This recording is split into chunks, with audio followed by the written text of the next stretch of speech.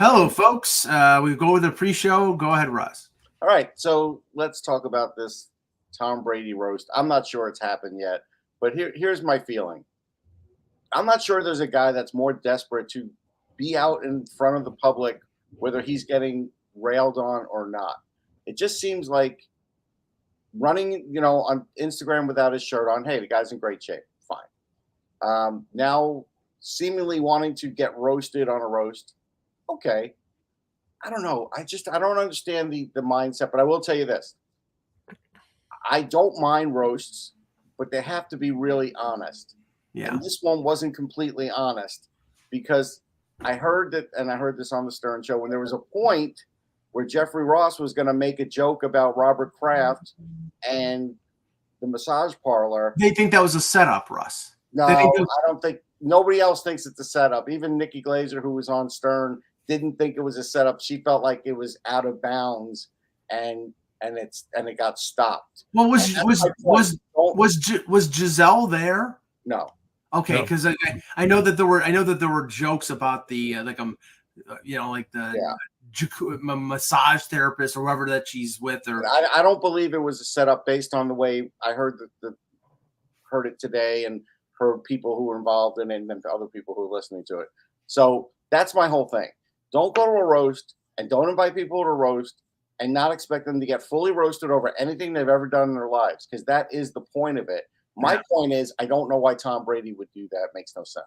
Well, I mean, he's an attention whore, so that's why. But I mean, I heard some of the jokes because Bill Simmons did like a 25-minute segment on just reviewing what was going on, and I mean, it was.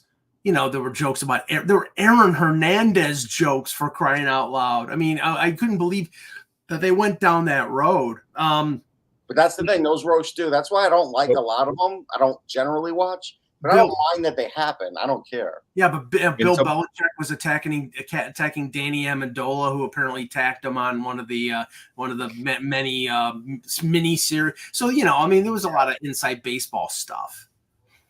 And I was waiting for the Will Smith moment of, get a goddamn name out of your goddamn mouth. But I suppose he did get a little testy. But what I will say about Brady is, for anybody who watched the Super Bowl, he's got big shoes to fill with as replacing Greg Olsen as an analyst on Fox. Olsen was phenomenal in the playoffs and in the Super Bowl, and them shunting him to the number 2 role and Brady stepping in, which we get because of what he's been paid.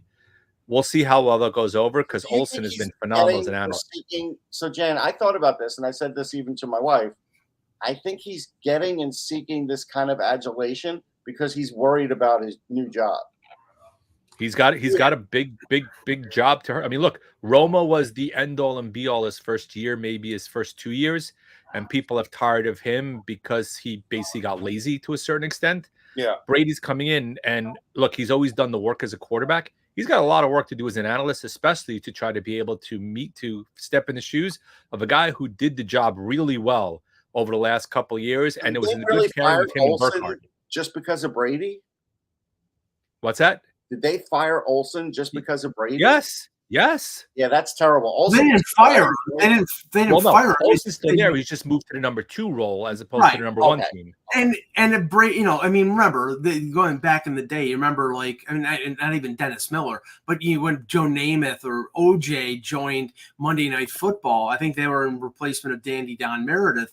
I mean, the expectations there were, oh my God, and they were terrible. So I mean, there's precedent here. I mean, yes, he has a lot of tough shoes to fill, but they didn't fire Olsen. So if it's a failure, they probably have outs in the contract and they can move Olsen back up into the number 1 spot. Right, but they'll be left with egg on their face on Fox if they do that. Also, right? It's just a bad. No, that's true. I mean, optically, it looks bad generically, right? They're hoping for Tony Romo 2.0. Jan. Another key thing that Mike doesn't know, but I'm going to let him know now. Mike, if you watch Unfrosted, there is a Tang moment in Unfrosted. The Seinfeld? Yeah. Oh, cool. Okay. And it's really good. Like, the whole thing is just wildly stupid funny, but there is a Tang moment. So yes. Okay, cool. That I'll have to watch that. Once I get that thing of grape Tang, I can kick my feet back and watch Unfrosted drinking. Actually, Terry 3Gs has like basically said he'll bring it over the border illegally for you to try. Like they're desperate for you to get this great tang. Well, I'm not going to try the guava tang. That just sounds gross. All right. Hello, Hockey World. Today is Monday, May 6th, 2024. I'm Jan Levine. I'm Russ Cohen from NHLDraftBuzz.com. And I'm Michael Agello. And coincidentally, today is the day that the Hindenburg burned down. And gee, we're going to talk about tire fires here on the Hockey Buzz. But you have to give the line from the broadcast then. Oh, the humanity. The inhumanity of it all, I think it was, wasn't it? No, he said, the humanity. Oh, the humanity. Okay. Yeah. It was a guy named Russ something, wasn't it, that did that broadcast? Yeah, something Hodges. Russ Hodges, maybe. No, Russ Hodges was the. He was a baseball guy. So yeah, no, he was the guy who did the shot heard around the world. That's right. Yeah, something Hodges though. Yeah. No, somebody can look it up in the chat. I'm sure Thomas Boyle will have breaking news that the guy who did the announcing on the Hindenburg. So sorry. He'll be the new Islanders announcer. So okay, we'll start with the breaking news. It's directly from Thomas Doyle. The Ottawa Senators have hired Travis Green, who was the interim coach of the New Jersey Devils, but the Devils, Tom Fitzgerald, had given him permission to look for other work, which that just screams that they really wanted to keep him. We really like you, Travis, but go ahead and see what you can get. You're free to go talk with somebody else. But he's now the new coach of the Ottawa Senators. I don't get the hire. I don't get it. Okay, this is the thing. I mean, opinions vary on Travis Green. I know there are some Vancouver Canuck fans who despised his tenure there, thought he was a bad coach, and then there are some who think he did as much as he could with a flawed roster. And then he goes to New Jersey as the number 2 behind Lindy Ruff, and Ruff, after getting an extension, I think sort of was unfairly fired simply because they had so many injuries to so many key players. But he comes in, doesn't really make any difference. Now he goes to Ottawa, Jan, who has a ton of talent. I just think they need focus, and I think they need to play better defense and get better goaltending. And I don't know if Travis Green can rectify those situations. Well, when my opinion on a lot of these things is when every single person that seems to be commenting is the remarking of how bad of a hire it is, and while public perception is not the end-all and be-all, that gives you a fairly good indication in terms of what the viewpoint on him is out there. I don't think he did a particularly great job with the Devils. I'd agree that maybe Vancouver might have moved on a bit quick, though, given what Vancouver did this year, it's kind of hard to argue that they didn't make the right move.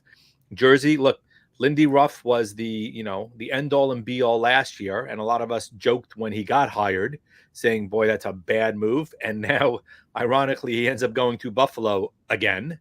So what we've talked a lot about is retreads becoming retreads, remaining retreads. And now you have a guy who basically is now on his 3rd job. Yeah, here's his record. Kind of hard to wonder why they're going that direction again. I'm going to read it down, not counting the Portland Winterhawks.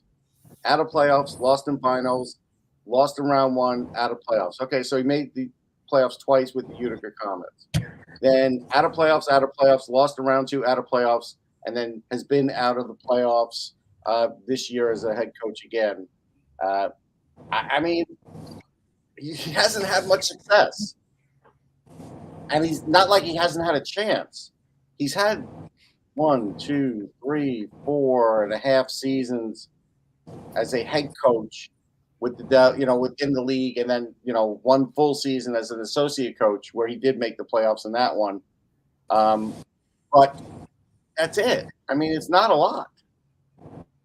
Yeah, I mean, I do admit that the recycling of coaches is an epidemic in the NHL. I mean, it seems like in the NFL they go to offensive coordinators and defensive coordinators and young coaches a lot more, probably because they're cheaper. And before they go to the retreads in the NHL, that there just seems to be a network and they seem to be comfortable.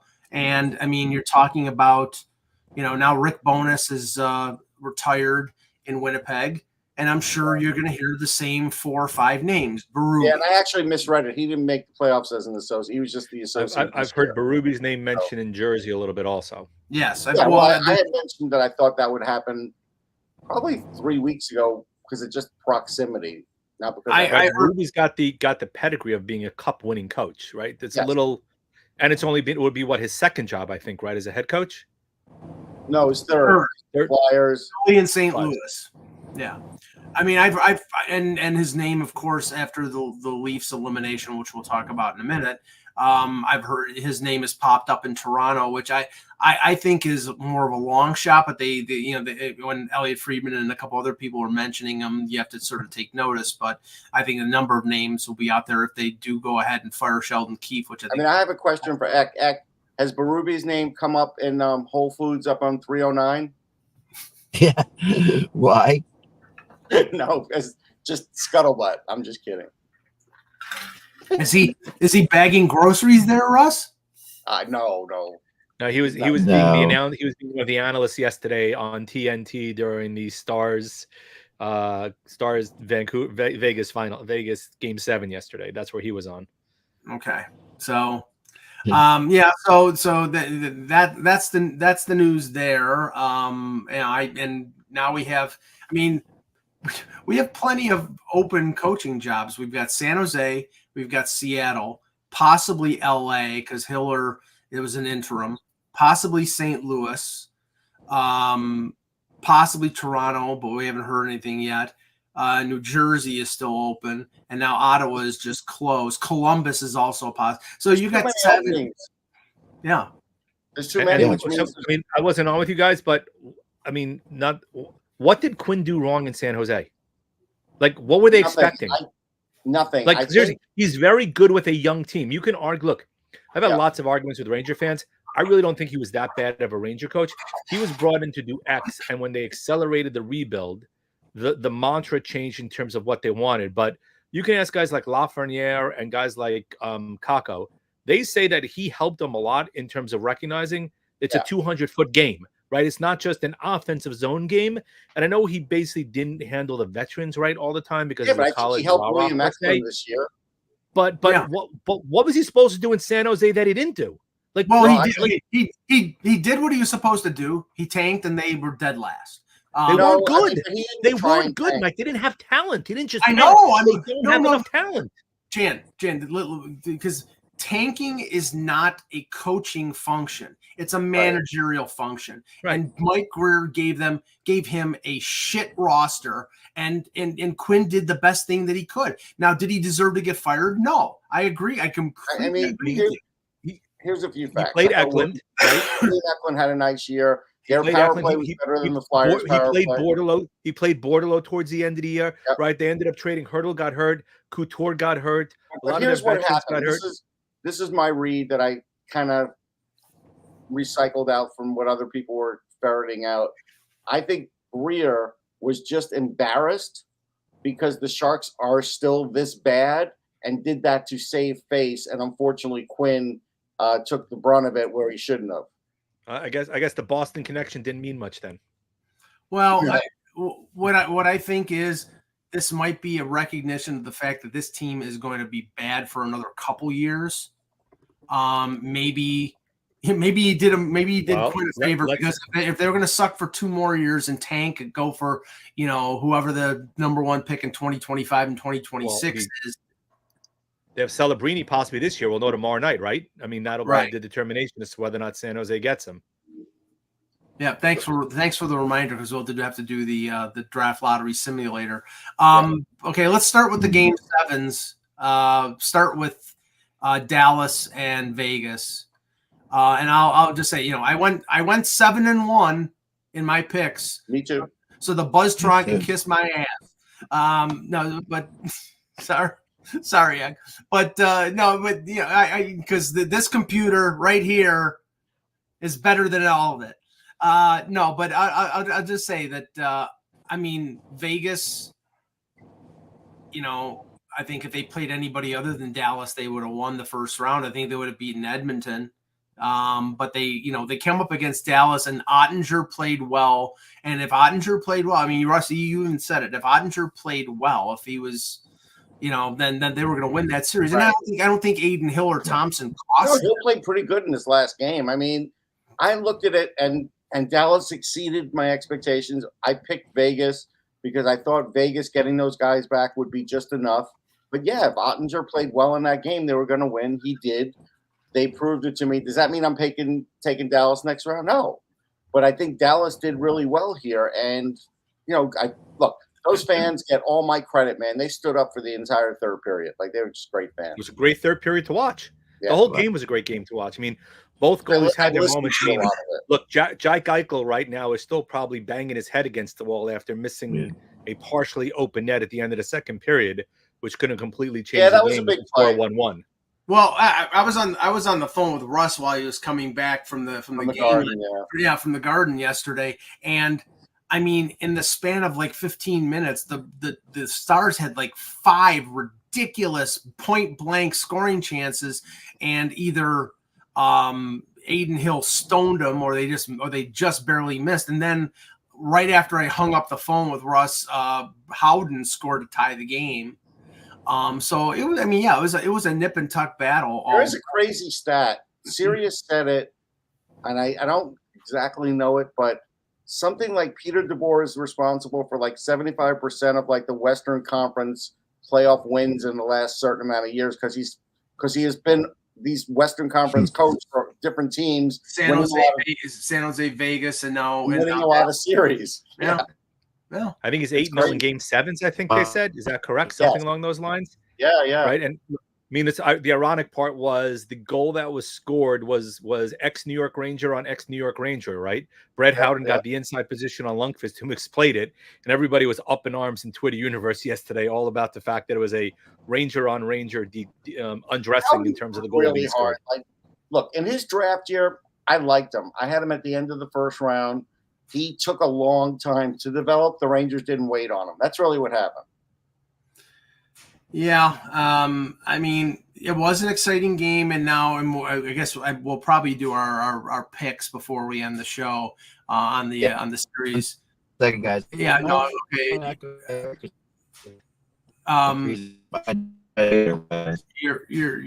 You're breaking up. You're modulated. There he goes. He'll be back. So. I mean, so we have, I believe Boston, Florida is the only game tonight. And then, let me see here. Sorry about this. I think there's 2 games. Was it Edmonton? No, tomorrow. Edmonton, Vancouver is not starting till Wednesday, which is ridiculous. But Carolina, so tonight it's just Boston, Florida. Then tomorrow it's Carolina Rangers game 2 and Colorado and Dallas game 1, and then Wednesday it's Boston, Florida game 2 and Edmonton, Vancouver game 1. I hope that Edmonton, Vancouver game 2 is like back-to-back days just so that the series catches up, but maybe not. Yeah, well, I mean, Vancouver's not going to have Demko either to start, but Arthur Sivos we'll get into it, was pretty great in terms of game 6, and you can't argue with how he played. He was, and I guess DeSmith is ready to back up in case. They didn't specify what the injury was with him, did they? No. Illness. The ever popular undisclosed. Yeah, let's talk about the Ranger game. I'll just tell you a few things I noticed, and then I'll let Jam jump in.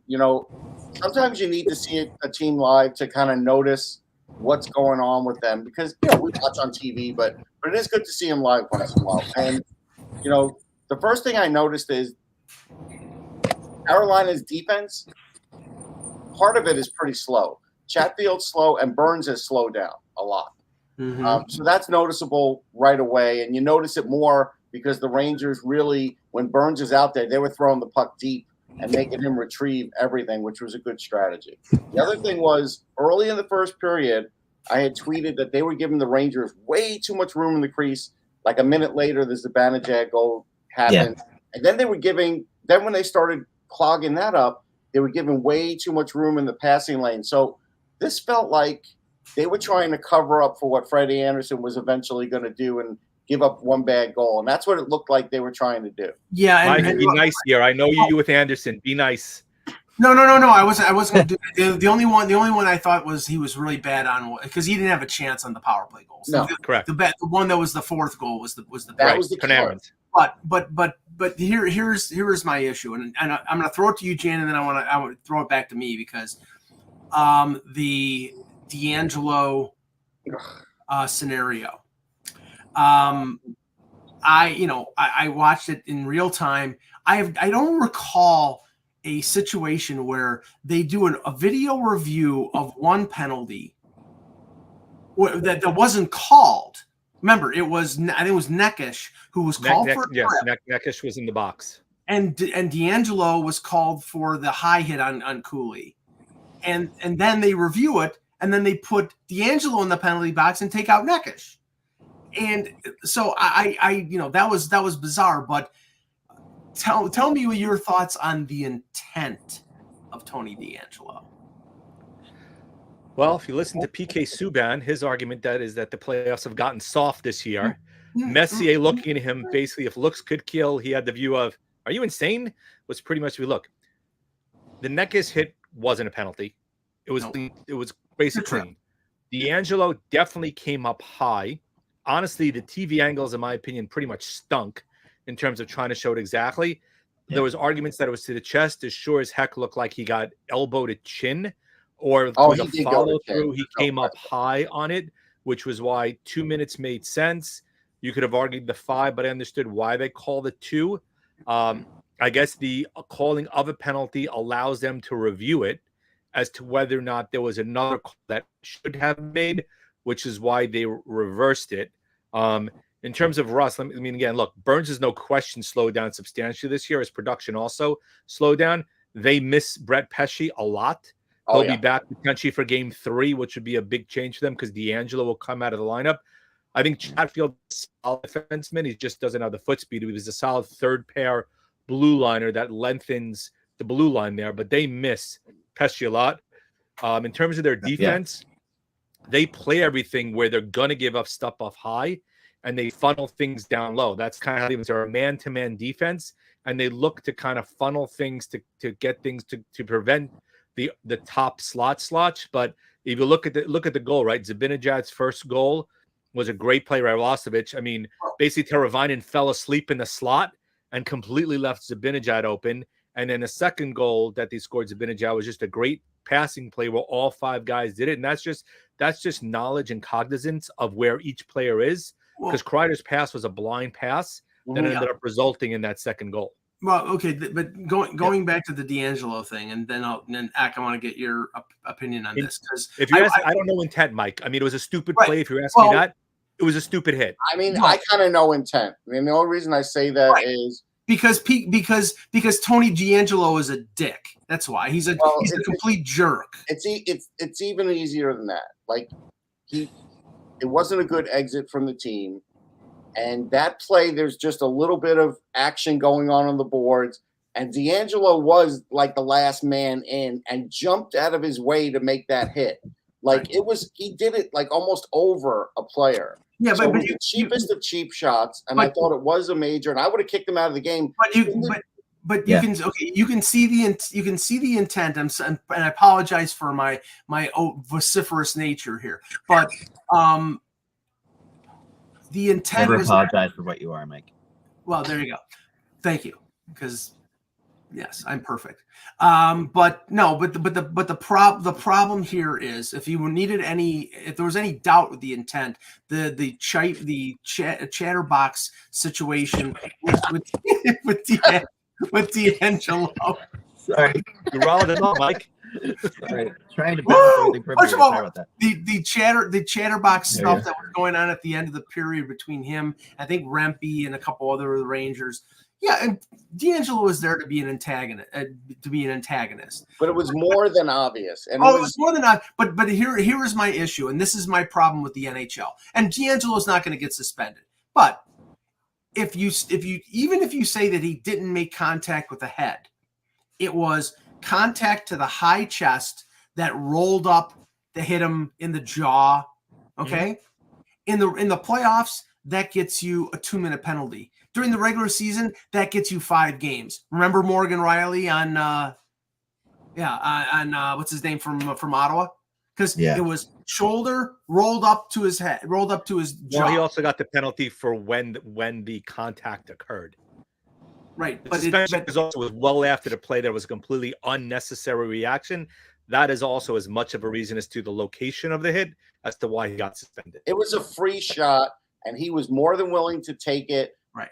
Because nobody could really, from the position he did it from, nobody was going to be able to touch him because he was already on the outside of that fracas, and that was my problem with it. But Eck, what do you think?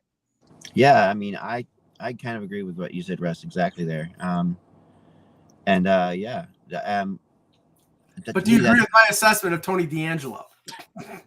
No. He's not the nicest guy in the world, but no, I mean, I wouldn't call him that. No, I think it felt like to me, I thought PK was pretty funny with saying that playoffs are soft. They're not soft. That's kind of ridiculous. Well, especially that game. That game was not soft. What we need is more flu foots from you, PK. Then that's what we need. It was 11 hits, 7 hits. Rangers were leading after the first period. If that's soft, I mean, come on. I mean, I do like the Messier PK dynamic. Just aside, I do kind of. Oh, they hate each other. It's great. I think it's good television right now. I think it's it's coming off really well, and there's such different generation. There's a generational gap, all kinds of gaps. You know, it's obviously interesting to watch them together. But yeah, I mean, I thought he should get suspended too. But maybe just like maybe a game. I don't think. One game. No, that's it. Or just get kicked out of the game. I'd have probably been okay with that. Yeah, I mean, they obviously missed the call. You know. I mean, you can see basically what they think of D'Angelo in Carolina. The guy played 31 games and was a healthy scratch most of the season.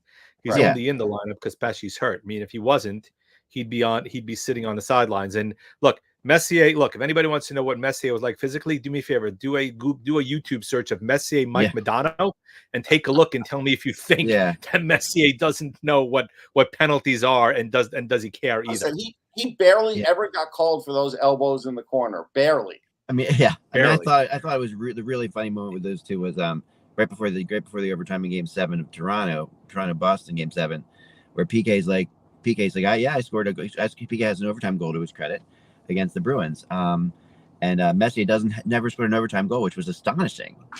That's interesting. I didn't know that.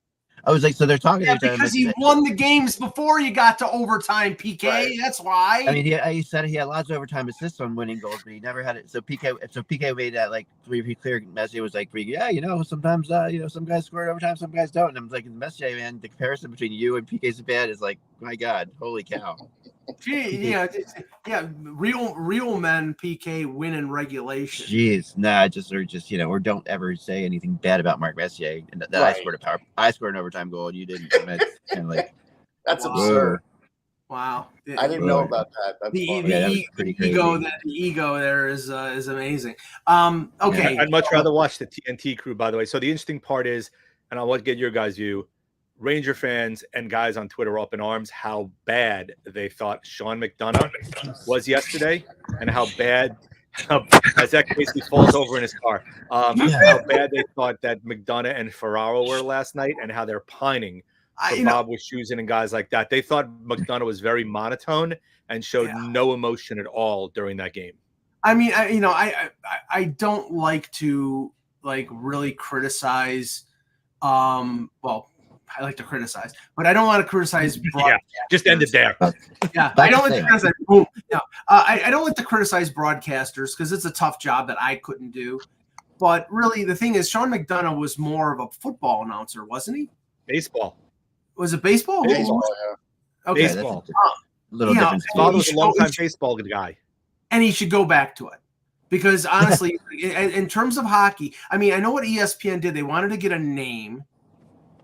Some of the other names were tied up with Emmerich retired. Some of the other names were tied up, and they got Sean McDonough.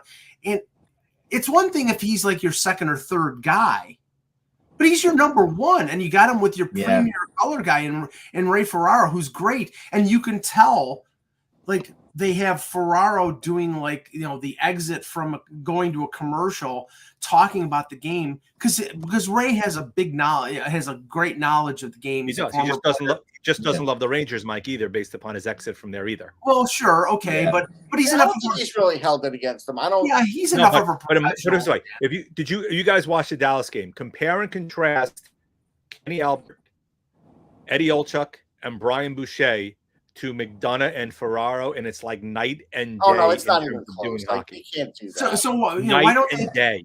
Why don't they have Kenny Albert doing this game? Because he's a Rangers and a New York guy and a Rangers announcer.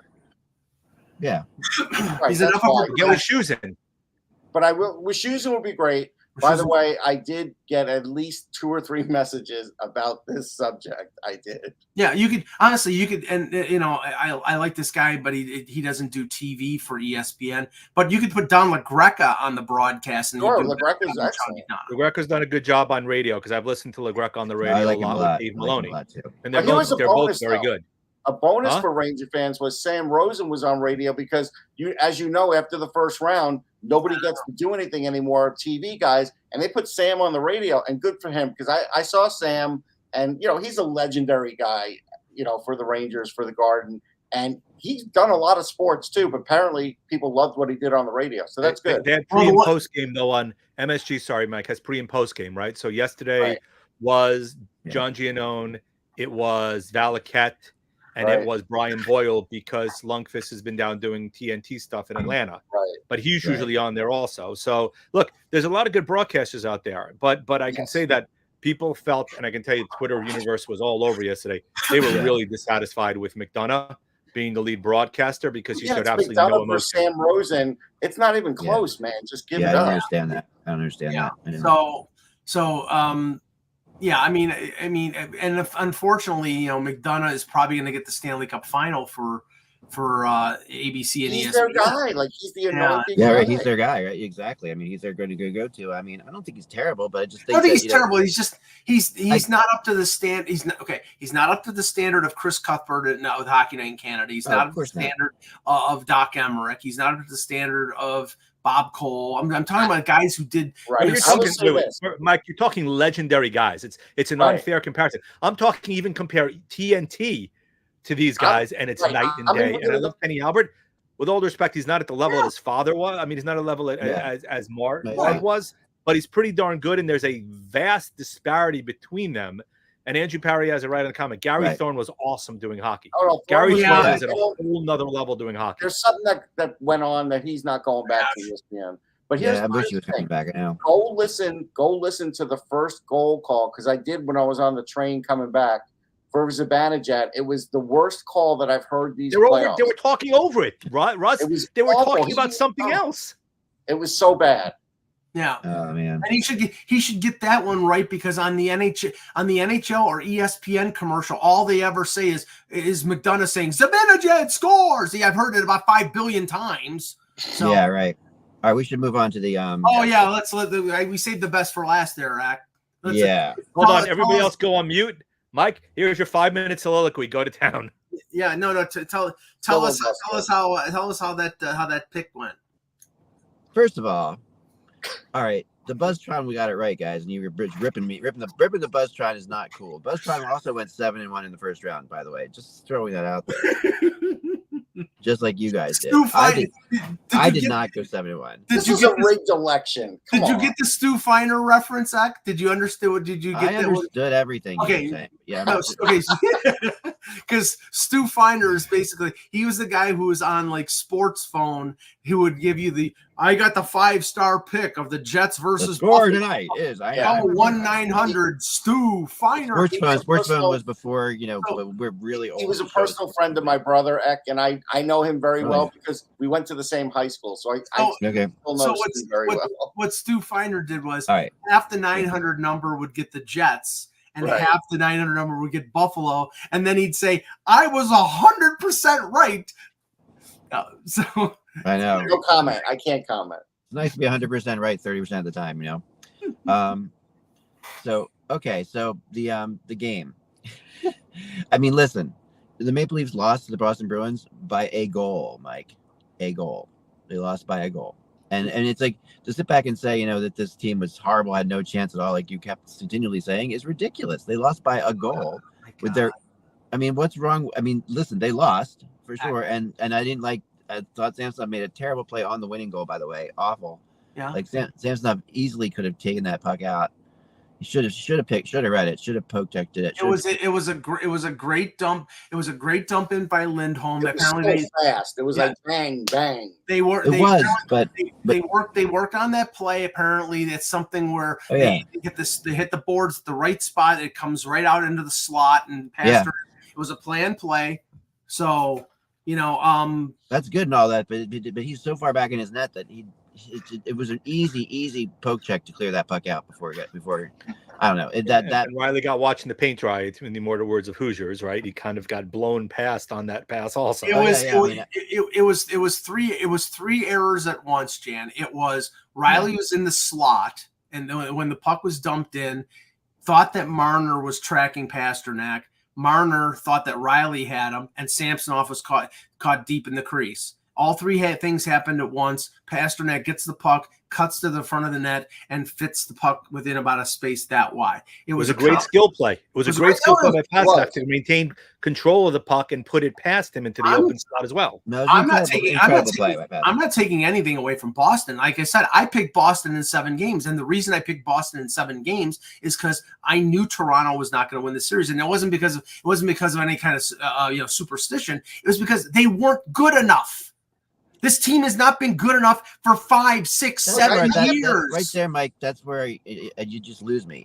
Because to sit there and say they're not good enough and they lost by 1 goal.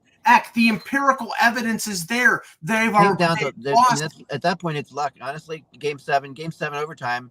If it's up to luck, they're going to lose every time. No, but game 7, right? It's a coin flip in game 7. But here's the thing. I feel like Boston could beat Toronto in pickleball or in basketball or in anything because it's like, look, who had the better team? The Leafs had the better personnel. Like they do. Thank you. But other than that, the Leafs are a better team. 2 areas. There are three areas. Yeah. 3 areas. Goaltending. Swayman allowed 9 goals in 6 games. Right. Lost 2 of them. Now it's 9 goals in 6 games. So the only time the Leafs scored more than 2 goals was against Allmark in game 2. Okay. Defensively, Boston has McAvoy and Lindholm. You know what? The Leafs defense was fine. I know that, Russ. But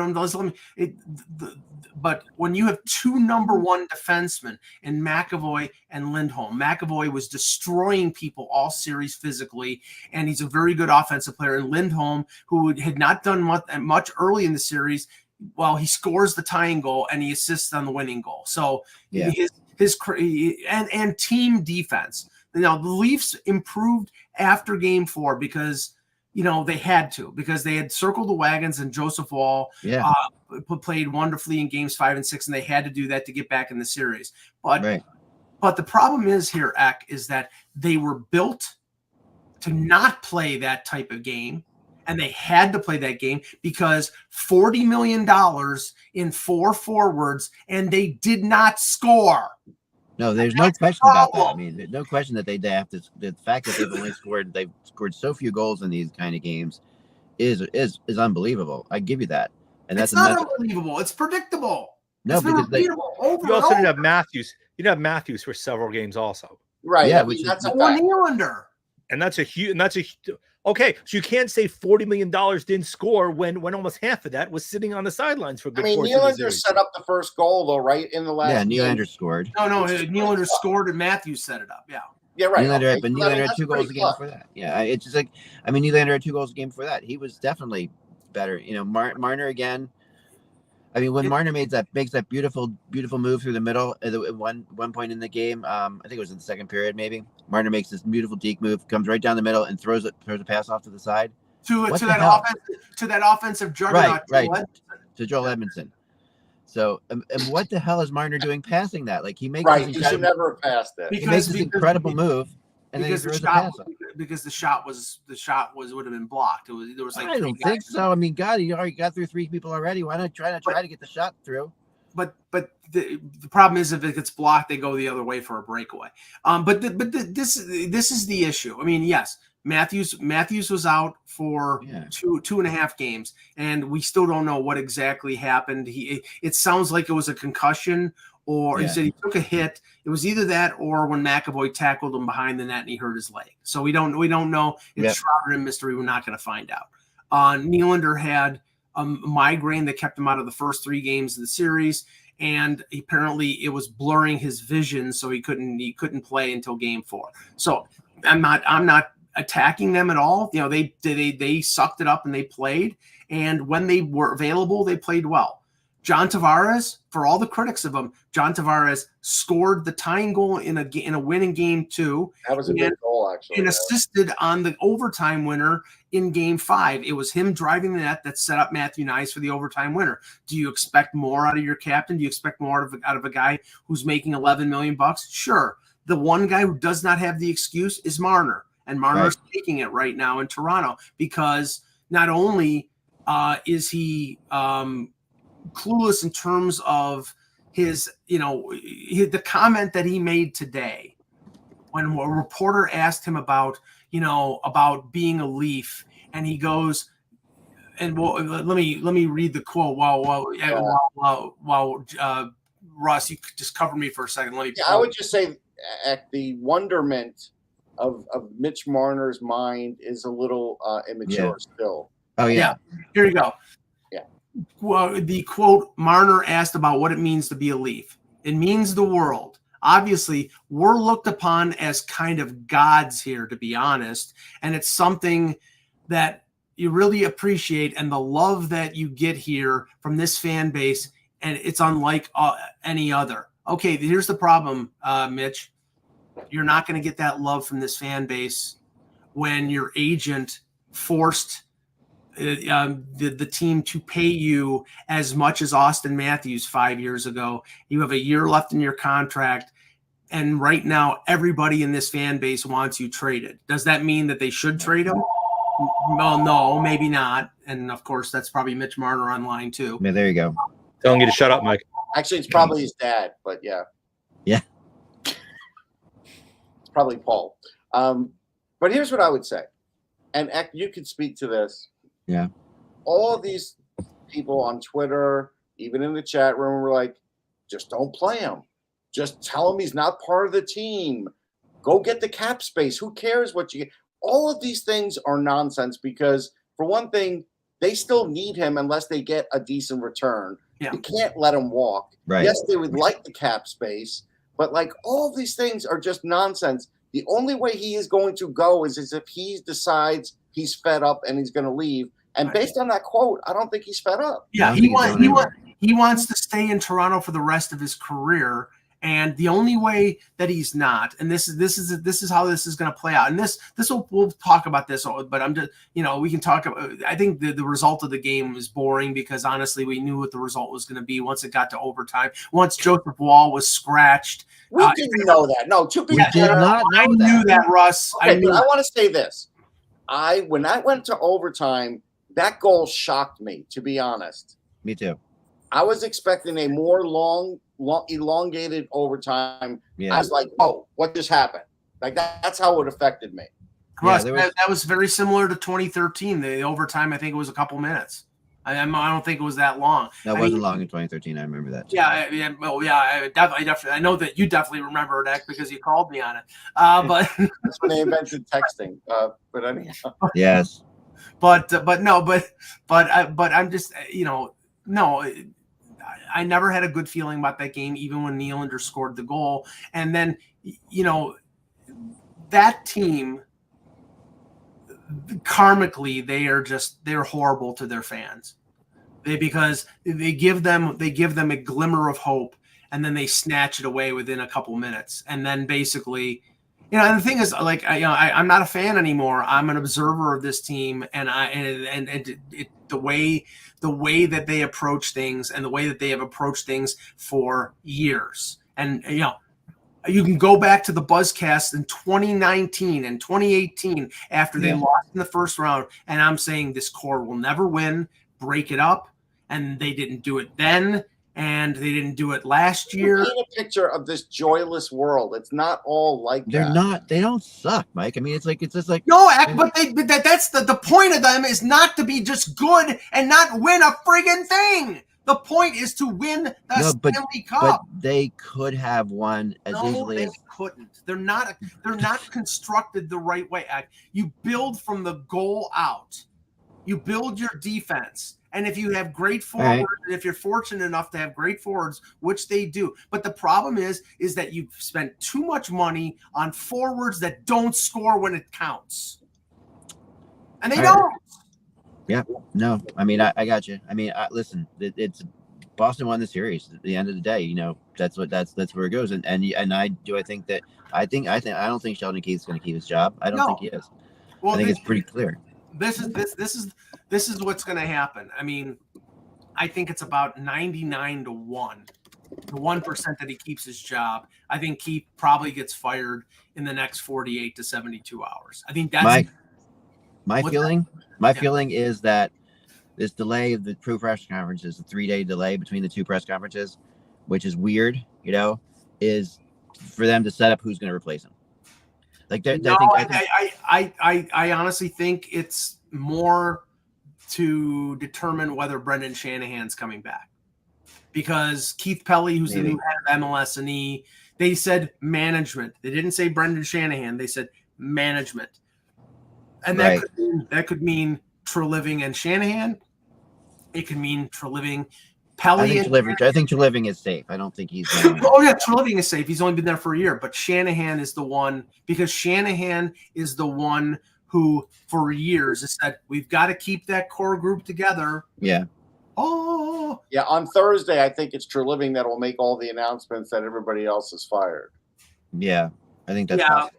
And it's or they'll have the new MLSE boss talk about Shanahan, and then Treliving talking about Sheldon Keefe. Because Keefe spoke yesterday, other coaches have spoken and gotten fired 2 days later. That's why they do it. They let them say their piece, and then they hope after a couple of days that, people like in newspapers, like as an example, by the time they speak on Thursday, it's only going to get in the Friday paper. Like they can't even get it in the Thursday paper. I think that Keefe will be fired. Guy Boucher will be fired. I don't know if they'll fire the entire staff. There are a couple assistants that they like there, but they could fire. It depends on who they bring in as a coach, and that will start with in the next couple days. But wait until Keefe gets fired before we start speculating. But I mean, more than a few people have said the name Joel Quenneville, and I don't know whether that's the case. There are other big names out there, so I mean, but I've heard Joel Quenneville bandied about, and there's a whole different set of problems with Quenneville. I mean, there's no doubt much broader set of problems of working in Quenneville, Mike. I agree. I agree. But I mean, let's just say it won't be comfortable for some of these players, because Quenneville is a taskmaster. I mean, you may want to get this team to play the type of game that you need to play to win a Stanley Cup, but you could alienate some players if Quenneville comes in. And we know how he is like certain players. Which is why Berube could fit, because he's also a guy who's basically not going to take any garbage, and he's strong enough in his personality that he'll lay down the law in terms of how they have to play. Yeah, I just, the thing is, I can see Berube in Jersey, to be honest. That's right. Yes, I agree. Yeah, I mean, I could see that also. And with Marner, right, everybody talking about trading him. Remember, he's a UFA in a year, right? Teams acquiring him aren't going to spend an inordinate amount, especially if they don't think he's going to resign there, if he's only going to be there for a year. Well, they're still going to give a pretty good amount, though. Trust me. Yeah, but it's only right. If you, whatever teams are talking about, if you really are realistically thinking he is a way station, you're not going to sit there and overspend for a guy who's only going to be there for 1 year and gone. No, this is going to be a sign and trade or a trade and sign. That's what it's going to be. But I did. It's funny because Elliot Friedman on their podcast, when they were talking about the Leafs, they're going down the laundry list of, it's up to Marner if he wants to go. Yeah. It is. I mean, if Marner, and the way Marner talked, if he doesn't want to go, he's not going to go. They'll make it miserable for him for a year, but it won't. If he doesn't want to go, he's not going to go. It doesn't matter. He'll go to free agency and make a boatload of money, and they won't bench him or play him fourth line, because then they're destroying their season just to spite, and that they're not. He was a top 10 scorer this year, wasn't he? Until he got hurt. Yeah, until he got hurt, right? So I mean, But Andrew in the chat is mentioning the name that Elliot Friedman mentioned, which is Seth Jones, and that he wonders whether there is interest in Toronto and Seth Jones and Marner going to Chicago, where they need a star player to help Bedard. Why would Seth Jones leave Chicago? His family's there, and if they get Celebrini or somebody like that, they're getting another high pick. Why would he want to go out of there? I don't see it. Because they're going to lose for the next 4 years, Russ. I don't know if it's going to be 4 years. I'm just saying. Yeah. I'm not saying it's guaranteed. I'm just, and Elliot usually doesn't report something that's not. No. I think there's smoke I think there, there's but I something just to don't. it. In the end, I'd be surprised if it happens. That's all. Yeah, I mean, and the thing that's scary about that is Seth Jones is 29 years old, and he's making 9.5 for another 6 years. He's a big defenseman. He's got a lot of skill. I mean, he's sort of wasting away in Chicago. So maybe he would want to go someplace like Toronto where he thinks he has a chance to win right away. But yeah, I question Jan. It's $11 million. It's 1 year. They could get lowballed here. I mean, they may not get full value in a deal, but it's now at the point where they're looking. They have to break up this core or shake it up to some part to make this team different. I do want to mention something else. So somebody's like, why would he want to go to Chicago? Well, if Chicago gets Celebrini and they have Bedard and they put Marner on that line, Marner will have the best year of his career. They don't need Celebrini for him to want to go there. They got Bedard. I mean, I know. That's what I'm saying. He'll have the best year of his career. In that pipeline, that's there or a year away. Yeah, he and Bedard would just. You've got Nazar, you got Korchinski, you've got Drew Camasso. They got a lot of young talent coming in the pipeline, and then you've got the Calder Trophy winner and Bedard. Now, I'm not saying again, it's up to Marner. If he doesn't want to go, he could tell the Leafs to go fly a kite. Right. So, we'll see. That let's just say I'll be writing about that the next 2 months. I think so, but I don't think he's going anywhere. I don't think so. And at the end of the day, I don't know. I don't think they can move any of those guys. I don't think they because they're not going to get anywhere near the value they want to get for them. Muskoka 5 all over again. This is the built-in excuse for Brad Treliving, though. That's the only problem. And and they have done a good job at making getting a better crew around them too over the years. I mean, they really could use it. Yeah. They do need to get lucky on. They need to get one of their defensemen to develop into something. They need a serious defenseman. I mean, yes, Seth Jones is a great that kind of defenseman would be perfect for them. There's no question about that.